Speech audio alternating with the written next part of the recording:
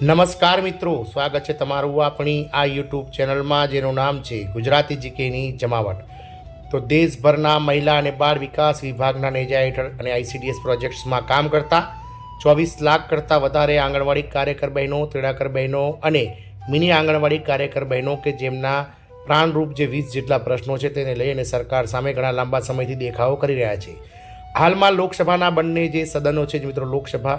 સંસદના બંને સદનો જે લોકસભા અને રાજ્યસભા, આમાં મિત્રો આ કર્મચારીઓના પ્રશ્નને લઈને વિપક્ષ દ્વારા જે છે તે મિત્રો માંગ કરવામાં આવી રહી છે।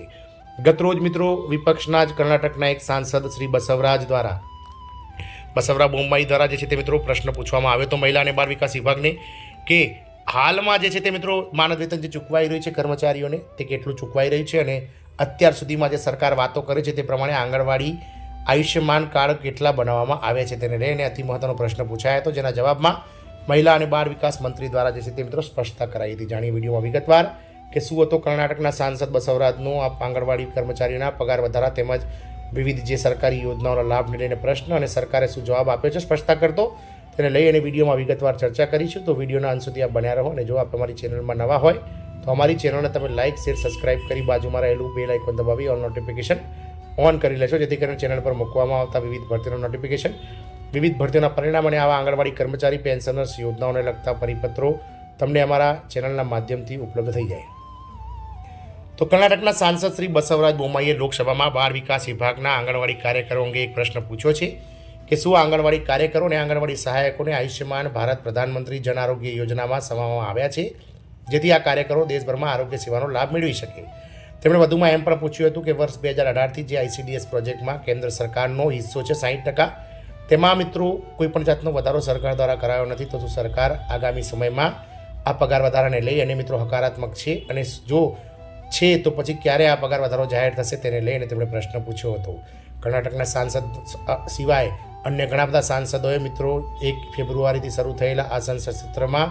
ઘણીવાર મિત્રો આ બાબતને લઈને પ્રશ્ન પૂછાયા છે, પરંતુ સરકાર દ્વારા ફક્ત એક જ રટણ કરવામાં આવી રહ્યું છે કે હાલમાં જે છે તે મિત્રો કર્મચારીઓ માટે વધારાને લઈ અને નાણાં વિભાગ સાથે પરામર્શ ચાલી રહ્યો છે। નાણાં વિભાગ સાથે પરામર્શ પૂર્ણ થતાની સાથે જ મિત્રો કર્મચારીઓના માનદ વેતનમાં જે વર્ષ 2018માં છેલ્લે કેન્દ્ર સરકાર દ્વારા 60% હિસ્સો જે કેન્દ્ર સરકારનો છે માનદ વેતનનો, તેમાં વધારો થયો છે, તેને વધારો જાહેર થશે। એટલે કે હાલમાં જે છે તે મિત્રો કેન્દ્ર સરકાર દ્વારા નાણાં વિભાગ પર જે છે તે દોષનો ટોપલો ચડવામાં આવી રહ્યો છે।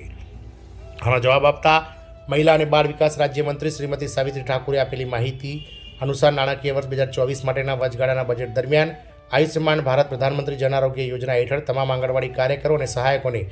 વાર્ષિક ₹5 લાખનું આરોગ્ય સંભાળ કવરેજ પૂરું પાડવાની જાહેરાત કરવામાં આવી હતી। કેન્દ્રીય આરોગ્ય અને પરિવાર કલ્યાણ મંત્રાલયના રાષ્ટ્રીય આરોગ્ય સત્તામંડળે 3 ફેબ્રુઆરી 2024 સુધીમાં તમામ રાજ્યોમાં લગભગ 10.58 લાખ આંગણવાડી કાર્યકરો અને સહાયકો માટે આયુષ્યમાન કાર્ડ બનાવ્યા છે। દેશના રાજ્યો ઓડિશા, પશ્ચિમ બંગાળ અને દિલ્હીની સરકારો આયુષ્યમાન ભારત પ્રધાનમંત્રી જન આરોગ્ય કેન્દ્ર યોજના લાગુ કરી રહી નથી। કેન્દ્ર સરકારની આ યોજના હોસ્પિટલમાં દાખલ થવા માટે પ્રતિ પરિવાર દર વર્ષે ₹5 લાખ આરોગ્ય કવર પૂરું પાડે છે। જો આપણે ઉત્તર પ્રદેશની વાત કરીએ તો રાજ્યમાં કુલ આંગણવાડી કાર્યકરો અને સહાયકોની સંખ્યા લગભગ 4.75 લાખ કરતાં વધારે છે, પરંતુ અત્યાર સુધીમાં ફક્ત 85,277 આંગણવાડી કાર્યકરો માટે આયુષ્યમાન કાર્ડ બનાવવામાં આવે છે। આયુષ્યમાન યોજનામાં આંગણવાડી કાર્યકરોનો સમાવેશ થયા પછી પણ આંગણવાડી કાર્ડ બનાવવામાં હજુ પણ સમસ્યાઓ આવી રહી છે। વાત કરીએ મિત્રો તો તેમણે કેન્દ્રમાં જે માહિતી આપી હતી તે પ્રમાણે મિત્રો અલગ અલગ રાજ્યો અને જે કેન્દ્ર શાસિત પ્રદેશો છે તેમાં કેટલા મિત્રો બન્યા હતા, તો અંદમાન નિકોબારમાં મિત્રો અત્યાર સુધીમાં 302 આયુષ્યમાન કાર્ડ આંગણવાડી કાર્યકરો માટે બન્યા છે, કર્મચારીઓ માટે। આંધ્રપ્રદેશમાં 55,877 જેટલા કાર્ડ જે છે તે બનાવવામાં આવે છે। અરુણાચલ પ્રદેશમાં 2,149 જેટલા આયુષ્યમાન કાર્ડ આંગણવાડી કર્મચારીઓ માટે અત્યાર સુધીમાં બનાવવામાં આવે છે। આસામમાં 74,616, બિહારમાં 95,623, છત્તીસગઢમાં 90,541, દાદરા નગર હવેલી અને દમણ અને દીવમાં 665, ગોવામાં 1,007, ગુજરાતમાં 65,867, હરિયાણામાં 22,405, હિમાચલ પ્રદેશમાં 8,879,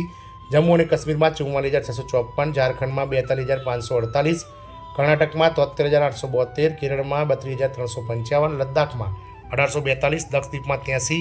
મધ્યપ્રદેશમાં 1,33,586, મહારાષ્ટ્રમાં 82,786, મણિપુરમાં 6,355, મેઘાલયમાં 4,667, મિઝોરમમાં 2,632, નાગાલેન્ડમાં 5,813, પાંડુચેરીમાં 532, પંજાબમાં 22,959, રાજસ્થાનમાં 34,295, સિક્કિમમાં 522, તમિલનાડુમાં 9,183, તેલંગાણામાં 20,459, ત્રિપુરામાં 11,221, છત્તીસગઢ યુટીમાં 629, ઉત્તર પ્રદેશમાં 85,277 અને ઉત્તરાખંડમાં 24,091, કુલ મળીને 10,58,292 આંગણવાડી કર્મચારીઓના આયુષ્યમાન ભારત કાર્ડ અત્યાર સુધીમાં બનાવવામાં આવ્યા છે. આની સ્પષ્ટતા મિત્રો કેન્દ્રીય રાજ્ય મંત્રી મહિલા અને બાળ વિકાસ મંત્રી સાવિત્રી ઠાકુર દ્વારા સંસદમાં કરવામાં આવી હતી. જય હિન્દ, અસ્તુ.